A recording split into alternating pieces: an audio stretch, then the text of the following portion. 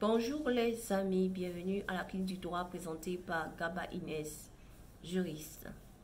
La clinique qui dit ce que le droit prévoit face à certaines réalités que nous vivons dans nos sociétés. La clinique qui conseille des attitudes juridiques à adopter face à certaines réalités que nous vivons, bien entendu, et la clinique qui ne raconte pas des conneries.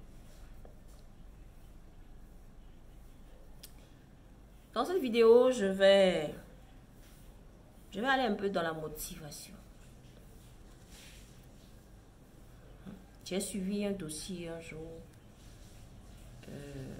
L'évolution de ce dossier m'a vraiment secoué émotionnellement.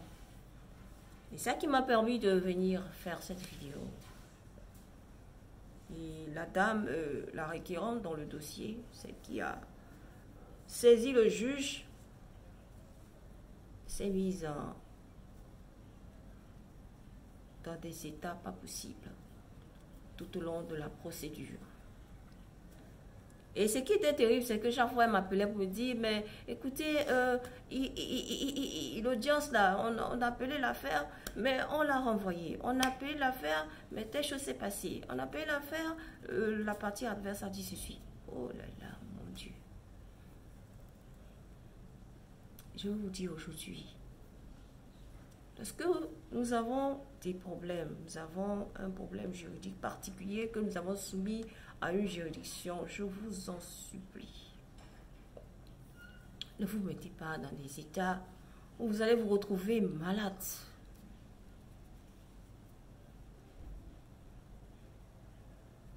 Ne vous mettez pas, ne restez pas sans dormir. Je vous assure, la justice suivra son cours. Le procès suivra son cours. Ce n'est pas le fait que vous soyez malade dans votre lit ou bien en attendant l'issue du procès chaque fois. Comment sera l'audience? Tout le temps, comment ça va se passer? Vous allez vous rendre malade pour rien. Hein? Non seulement l'énergie, vous touchez à votre énergie chaque fois. Vous la diminuez en pensant que rien de bon ne va sortir. C'est une manière de parler. Laissez le juge faire son affaire. Laissez le juge timer sa procédure. Laissez les choses évoluer. Car vous n'êtes pas du domaine du droit forcément pour comprendre comment les choses évoluent. Alors je vous en supplie, soyez zen. Soyez zen. Soyez calme. Vous pouvez toujours vous approcher de votre avocat pour lui poser des questions, pour comprendre comment les choses évoluent, pourquoi le juge a dit telle chose, telle chose. Mais calmez-vous. Calmez-vous. Chaque professionnel de droit a son domaine. Le juge, il sait comment il va faire sa procédure. Il va timer sa procédure. Il sait comment il va gérer la phase de l'instruction. Il sait tout ça. Il était à l'école, il a appris tout ça. Mais face à cette réalité aussi, il a besoin d'avoir un peu de psychologie par moment. Laissez-le faire. Laissez l'avocat travailler. Et vous-même, prenez soin de vous. Je le dis souvent, prenez soin de vous, c'est pas pour rien. Parce que si du jour au lendemain, tu es à ta porte et puis quelqu'un vient t'apporter un problème, tu n'as jamais imaginé qu'un jour tu serais dans ça.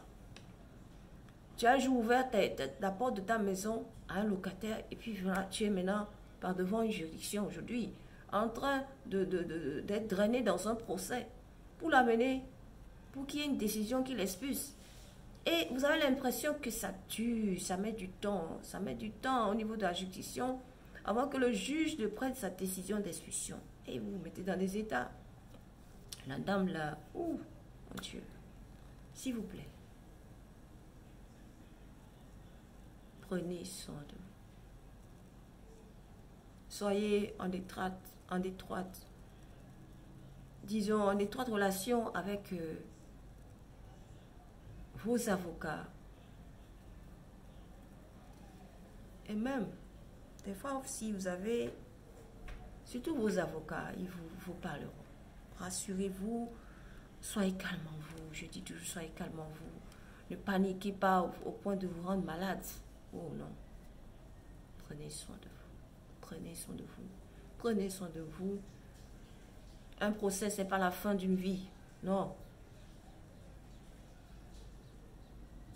Un procès, ce n'est pas la fin d'une vie. Mais selon l'issue du procès, vous pouvez prendre de nouvelles résolutions pour rebondir dans la vie.